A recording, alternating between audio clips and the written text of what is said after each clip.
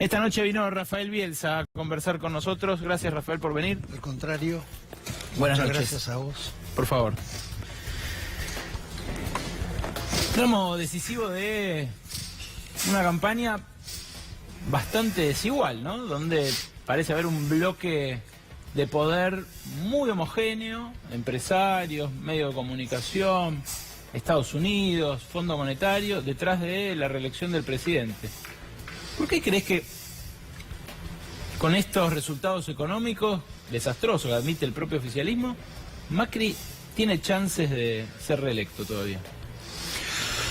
Mirá, me parece que la paridad de fuerzas se rompió en algún sentido con la jugada táctica de la expresidenta Cristina Fernández al dar un paso atrás y conformar la fórmula Alberto Fernández y Cristina Fernández. Ahí hubo un estupor generalizado, tan generalizado que hasta los medios hegemónicos le dieron un lugar relevante, el que no le dan al tema de las autopistas. Y luego me parece que las cosas volvieron a su lugar. Hay una estabilidad ficticia del dólar en un país sin moneda como es el nuestro, en un país donde la gente no cree en su moneda. La moneda es una convención, sí. O sea, no creerla es negarla.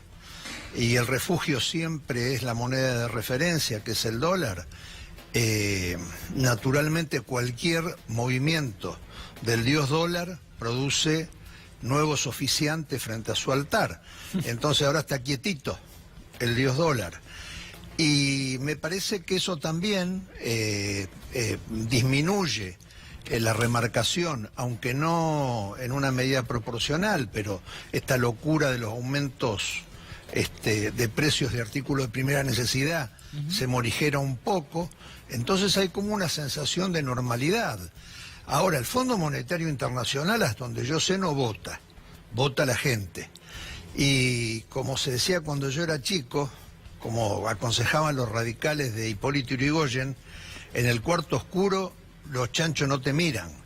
Entonces, vamos a ver qué es lo que pasa. A mí me parece que... Las encuestas que dan poca diferencia. Yo no le creo nada a las encuestas. Igual dan diferencia a favor de Fernández de todas maneras. Sí, pero yo no les creo nada básicamente por lo siguiente. Nosotros no tenemos centros académicos de encuestas, o sea, centros financiados como hay en Estados Unidos, o empresas como hay en Estados Unidos, tan financiadas por intereses diversos que las encuestas son realmente confiables.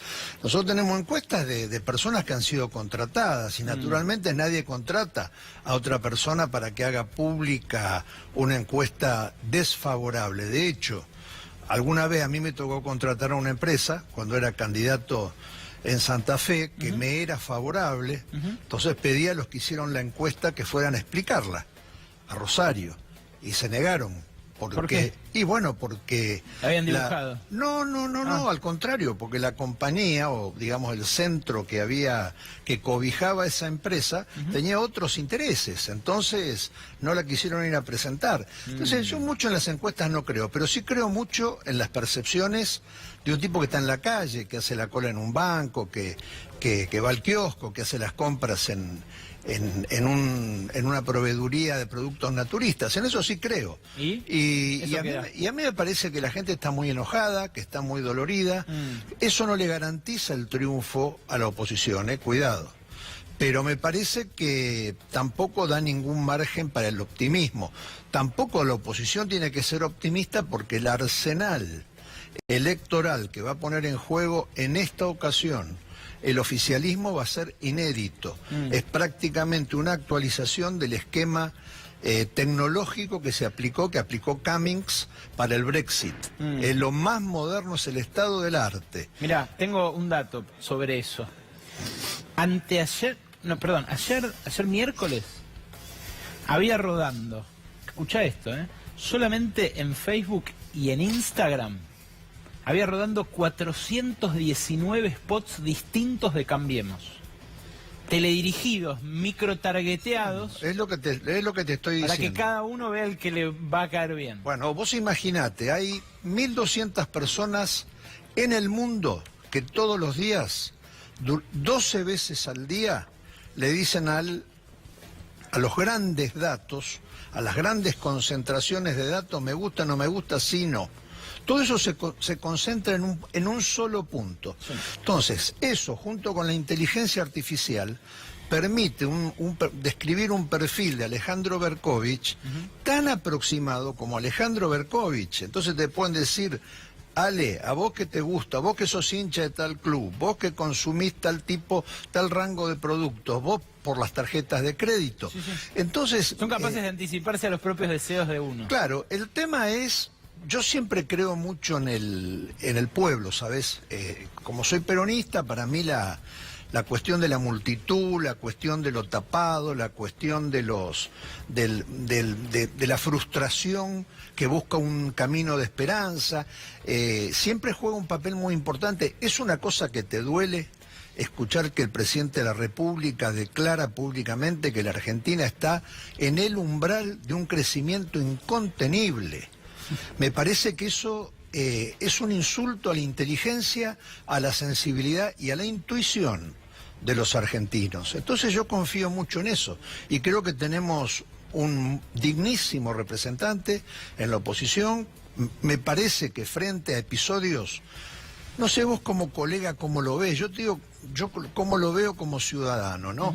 Yo creo que el reportaje que le hizo el señor Pereira en Córdoba, suponete vos me invitás a mí acá, vos sos mi anfitrión, yo soy tu huésped, lo menos que puedo esperar es respeto, cordialidad, no condescendencia, cordialidad. No, el periodista también es cierto que puede incomodar con alguna pregunta. Las preguntas son una cosa, otra cosa es decirle, calificarlo y adjetivarlo, decirle mentiroso.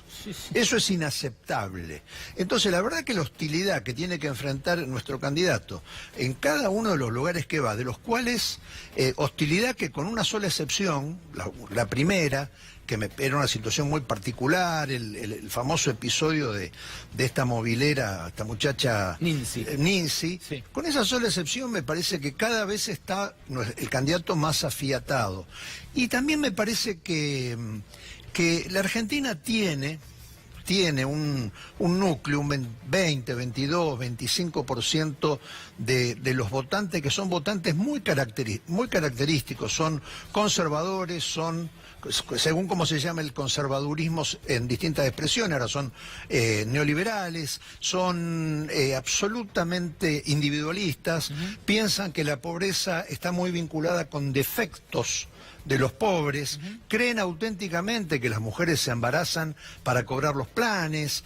Entonces ese 20-22% naturalmente es un piso. Ahora, votan a Macri. Es un macrismo pre-macrista, digamos. Un macrismo antes de que existiera. Avant la lettre. Es un macrismo avant la lettre, evidentemente. Eso existe. Ese es un público cautivo. Eso es hablar de convencido para convencido. Me parece que la suma de Pichetto, ¿no es cierto?, levantó un poco, no por votos propios, sino por el imaginario de ese sector, levantó ese 22 a un 30. ¿Por qué? Porque le sumó conservadurismo popular. Y ya. Entonces, es muy posible que haya paridad, Alejandro. El país está extraordinariamente complicado. Es muy posible que haya paridad. Vamos a ver. Lo que empiezan a aparecer son personajes que sorpresivamente le dan la espalda a Macri. Yo el otro día entrevisté a Ricardo López Murphy, por ejemplo, y me sorprendí cuando me dijo no voy a votar a Juntos por el Cambio. Y hoy me sorprendí también con esta declaración que tengo para compartir con vos de Guillermo Calvo. Lo recordarás, Guillermo perfectamente, Calvo predijo el efecto tequila. Sí, pero además era un economista de consulta de cabal. Sí, sigue siéndolo, es un economista ultra ortodoxo. Ultra ortodoxo. Fíjate lo que dijo. Un gobierno de Cristina puede ser más creíble que el de Macri. Incluso deslizó ahí como chicana que Cristina aplicaría, Alberto por supuesto, pero con los votos también el apoyo popular que tiene Cristina, aplicaría un ajuste como el que le piden los mercados a la Argentina, pero lo haría con un apoyo popular que no tendría Macri en caso de resultar reelecto. Yo voy un poco más allá, Alejandro, de un diagnóstico que comparto. Mira, no quiero hablar de ajuste. La Argentina es un país que tiene muchos problemas. Pero perdón, ¿compartís el diagnóstico de Calvo? En términos generales, pero no por el argumento del apoyo popular, que existe, sino por lo siguiente. Cualquier tipo de restricción, de promesa de sufrimiento, de dolor, de contención, tiene que tener tres condiciones. La primera es que tiene que haber ejemplaridad, ¿no es cierto? Vos acabás de dar el ejemplo de Autopistas del Sol, que es un contraejemplo de lo que debe ser la ejemplaridad de quien te pide austeridad, ¿no es cierto? Si la gente está sufriendo y resulta que el que te dice que hay que sufrir para después poder pasarla bien, hace las cosas que vos acabas de expresar. Entonces, lo primero es la ejemplaridad. A mí me parece que Alberto fue muchos años jefe de gabinete, nunca tuvo ninguna causa judicial, muchísimo menos vinculada con lo patrimonial. Me parece que la segunda condición es la equidad en el sacrificio, la equidad en el esfuerzo, el principio de cualquier ley de emergencia económica, el sacrificio compartido. Pero entonces, perdón, para vos va a ser inexorable ese sacrificio. Inexorable. Inexorable. El tema es si los que más tienen pagan más y los que menos tienen pagan lo poquito que podrían pagar, que ya es prácticamente nada, o si los que más tienen se enriquecen, se siguen enriqueciendo, como el señor Pereira, mientras los que menos tienen son los que sufren hasta un grado indecible. El peronismo siempre ha sido eso. ¿Por qué las palabras icónicas de Evita eran mis descamisados, mis cabecitas negras? Bueno, el peronismo, si es peronismo, ¿no es cierto?, se identifica con eso. A mí me parece que cuando se trasvistió, ¿no es cierto?, que durante la década del 90, cuando se trasvistió, perdió la esencia de lo que es ser peronista. Pero perdón, volvamos al sacrificio, a la idea sacrificial, a la promesa de futuro fallida. ¿Por qué es inexorable? Es inexorable por lo siguiente, Alejandro, mira, vos te podés... lo dice un economista, ¿eh? Sí. Vos te podés sacrificar, vos te podés endeudar. No es que yo esté en contra del endeudamiento, incluso hasta hay parámetros internacionales en relación con el PBI. 95,4. Sí.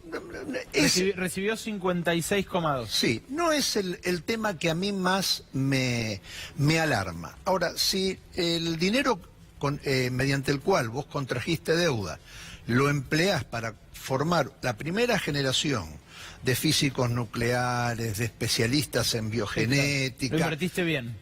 Es una inversión. Si vos lo usás para gastos corrientes y para liberar la cuenta de capital y que lo que entra te salga por la ventana y la Argentina fugue como nunca fugó, entonces eso está mal, ¿no? Eso es salvaje. Entonces, ¿yo qué es lo que digo?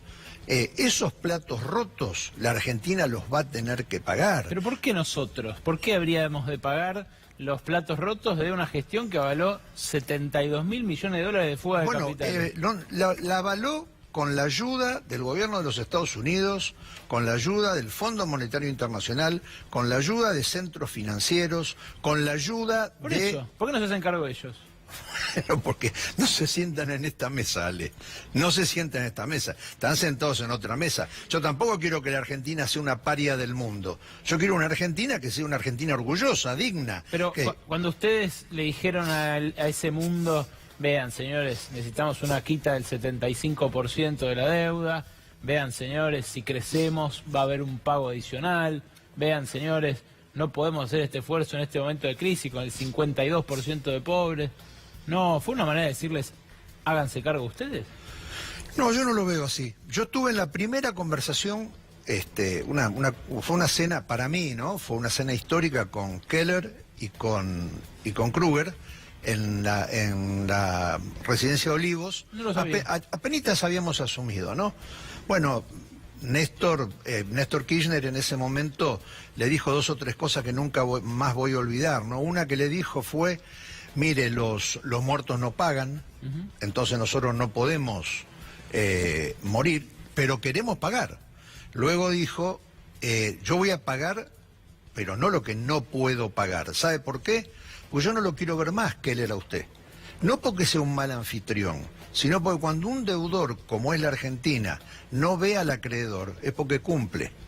Nunca me voy a olvidar de eso. Y nunca me voy a olvidar del el gesto de aquiescencia de Keller, que le dijo, es verdad. Entonces también esa fue una operación hecha con mucha decisión política, hecha con expertos, con especialistas, no con novatos. Esto que viene es para gente con el cuero duro, Alejandro. Lo que viene para gobernar la Argentina, no con improvisados, no con extirpaciones voluntarias de gente de la actividad privada a la actividad pública. Te voy a decir una cosa, al contrario de lo que mucha gente cree, yo he trabajado en los dos lugares, sí, lo sé, ¿no? Pero yo amo la función pública, pero he tenido que trabajar en la actividad privada. Hoy estoy en la actividad privada. Es mucho más fácil para quien viene de la función pública de altura, ir a trabajar al sector privado que el que está en el sector privado ir a la función pública. Muchísimo más fácil. La función pública es una cosa compleja. Hay normas, si la querés honrar. Sí, sí. No, si no la querés honrar, haces las cosas que estamos viendo todos los días. El territorio ese del que hablabas recién de Santa Fe, cuando fuiste candidato allá, es un territorio donde hoy estuvo justamente Alberto Fernández, y que, bueno, por peso específico, demográfico, está llamado a jugar un rol importante en la campaña.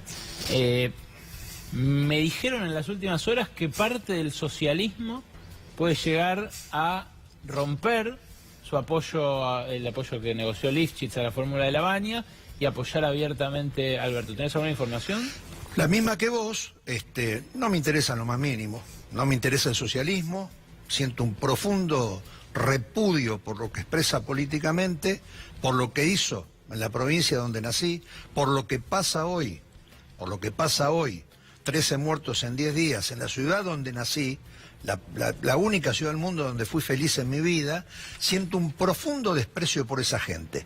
Entonces, si se cinden, no se cinden, me doy por bien pagado, como dice la canción de Miguel de Molina, sí, con el hecho que hayan perdido, y que hayan perdido a manos de un peronista, Perotti, que como lo dijo hoy nuestro candidato Alberto Fernández, tiene una enorme identidad de pensamiento con lo que Alberto piensa que hay que hacer con la Argentina. Pero no podría ser como dicen los gringos, algo que cambie el juego, algo que alguna a que alguna parte rompa, sí. Insignificante.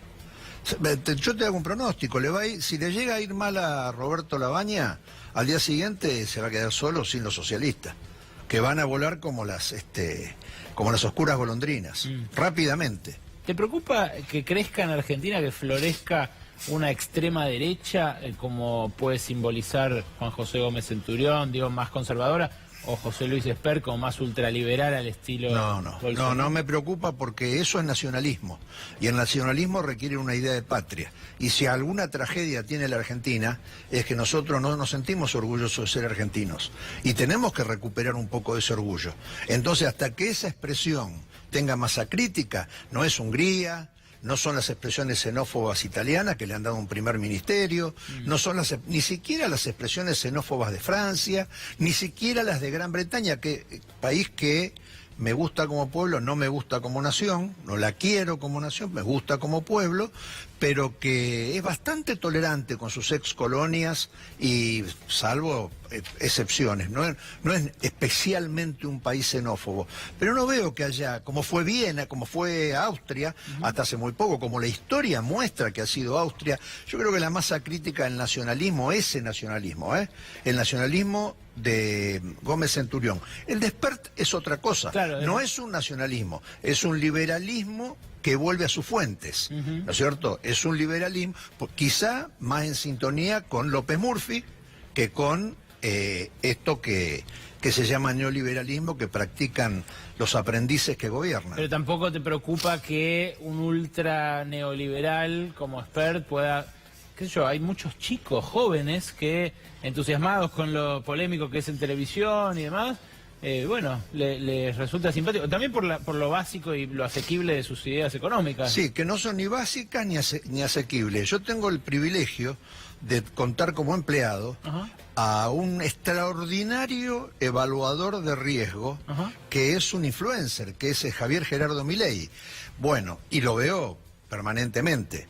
El rigor de Javier Gerardo como evaluador de riesgo porque él es un economista matemático. Ajá. El rigor en sus proyecciones es extraordinario.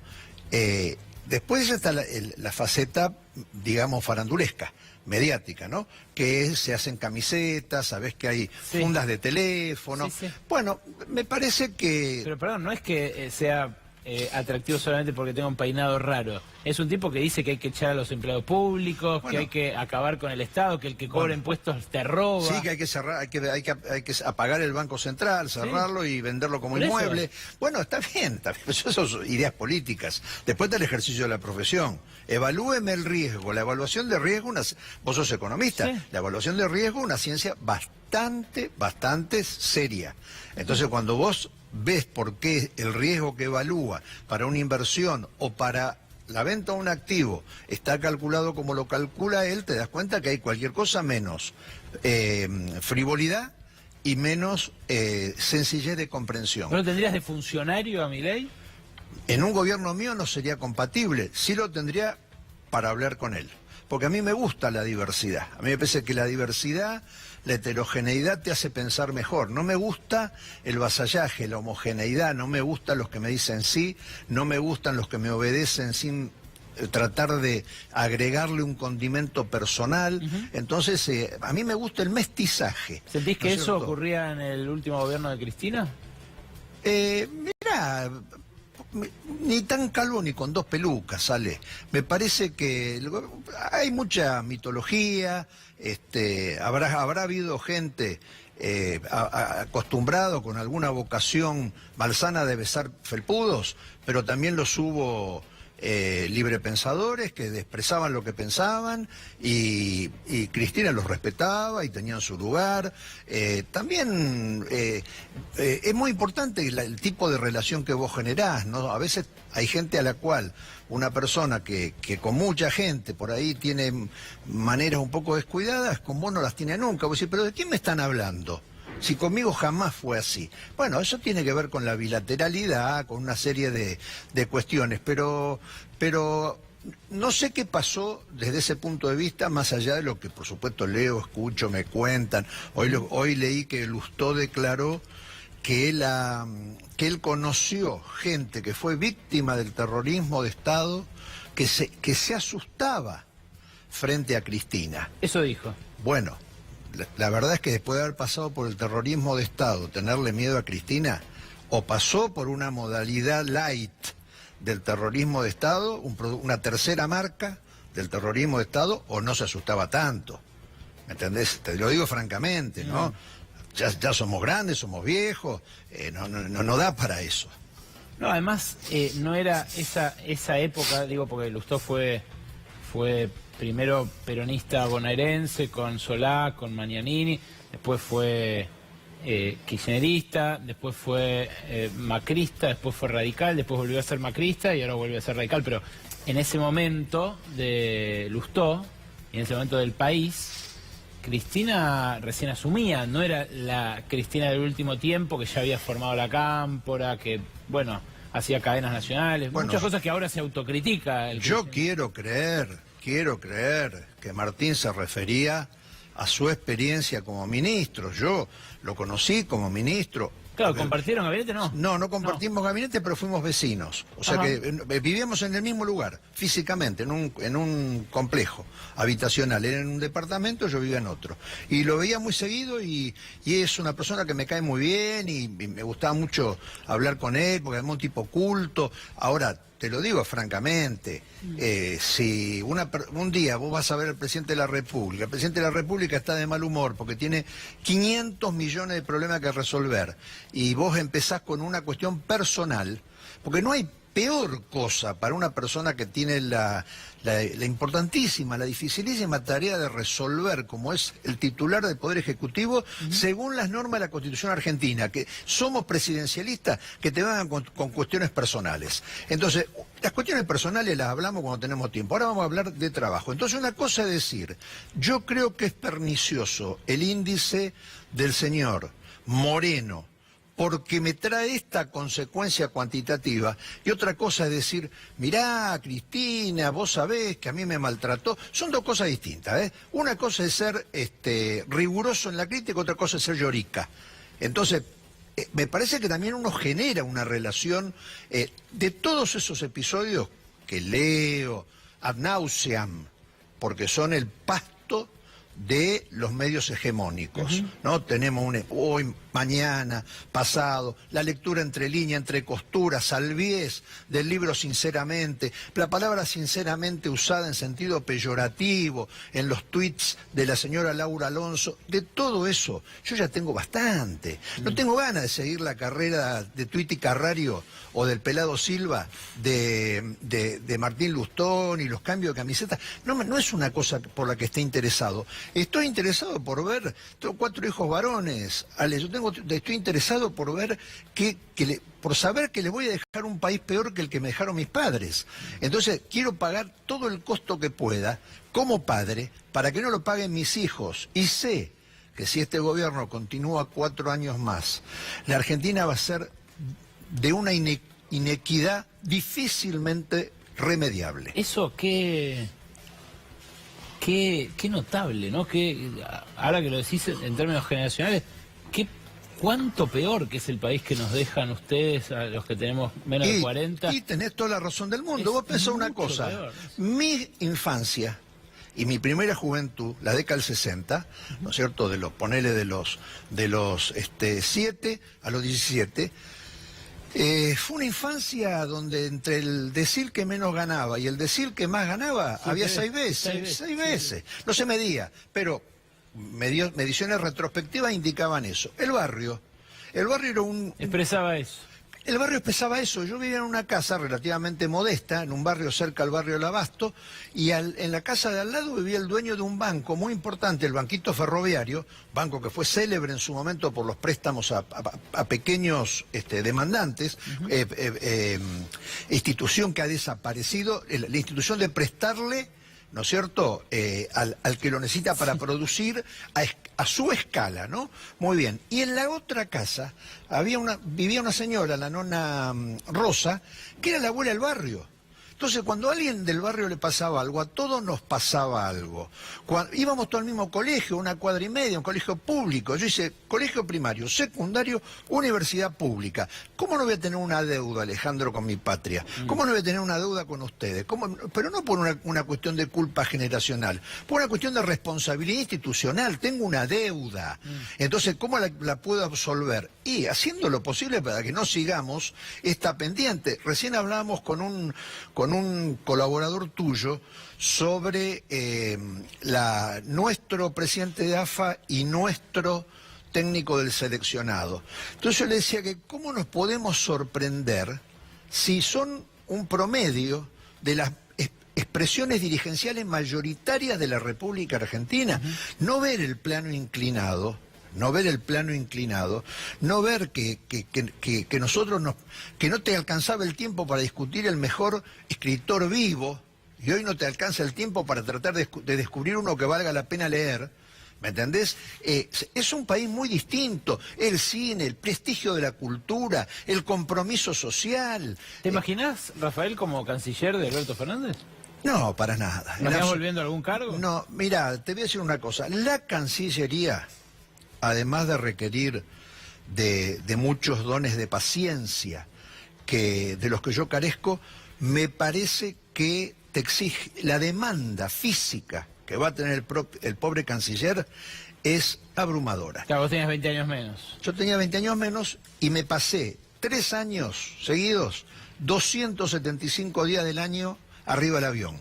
Eso no es para cualquier organismo, ni para cualquier cabeza, ni para cualquier situación familiar, ni para cualquier espíritu que tiene una vida afectiva y que no es indiferente a esa vida afectiva. Última, el gobierno, una de las cosas de las que saca pecho en la campaña, bueno, mucho de economía no puede hablar, ¿no?, es de su política exterior. ¿Crees que efectivamente es algo de lo cual pueden enorgullecerse? No, yo creo que debiera avergonzarse. Es vergonzoso lo que estamos haciendo con Malvinas y Gran Bretaña.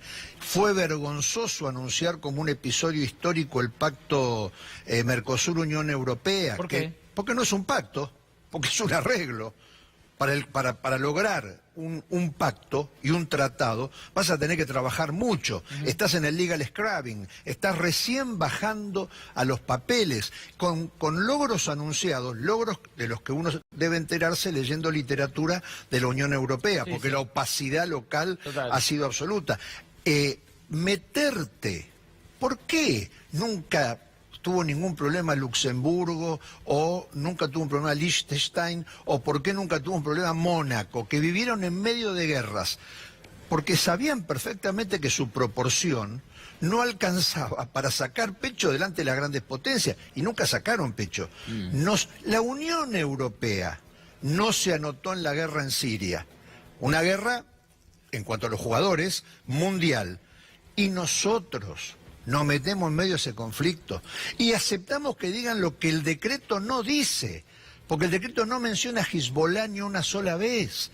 Y el señor Netanyahu los amonestó la semana pasada a unos parlamentarios franceses diciéndole: Francia tiene que seguir el ejemplo de Argentina, extraordinarios, los mejores del mundo. Claro, salvo que no es cierto. Entonces, la verdad te digo, ¿cómo poder sacar pecho? Es como si un alcohólico sacara pecho porque le volvieron a abrir una cuenta corriente en la licorería. Forí no es un buen canciller, pero... No, Forí es un excelente profesional, pero la política exterior es una de las pocas facultades que tiene prácticamente, te diría en exclusiva, el titular del Poder Ejecutivo de la Nación. Cristina, en su último gobierno, ¿te parece que tuvo una buena política exterior? Me parece que a lo largo hay que hacer un promedio de los gobiernos, ¿no? Yo nunca estuve de acuerdo con el memorándum con Irán, nunca estuve de acuerdo. Alberto tampoco, ¿no? No sabía, pero yo nunca estuve de acuerdo, lo dije, lo escribí, lo declaré, nunca lo entendí, nunca supe cómo puede ser que 85 argentinos que murieron en un atentado y que hay algún indicio, no digo culpabilidad, ¿no es cierto? Porque la causa ni siquiera fue a juicio oral, nunca salió instrucción.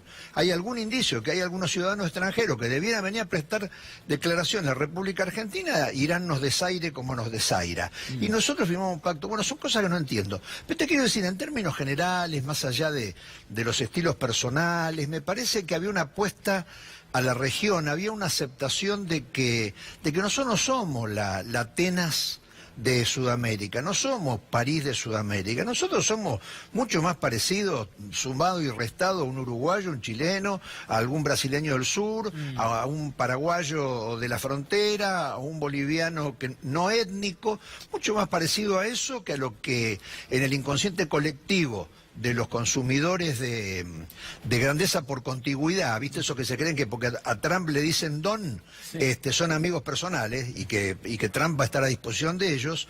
Bueno, esas son las imágenes que me parece que se están cayendo y que no tienen nada que ver. Entonces, cualquier política exterior que no refleje esta autocontención entre el Grupo de Lima para el problema de Venezuela y la dignísima actitud de Uruguay, más la histórica posición de México, ese eje que se formó, me hubiera gustado ser el tercero de ese eje. Gracias, Rafael, por venir esta noche. No, muchas gracias a vos, Alejandro.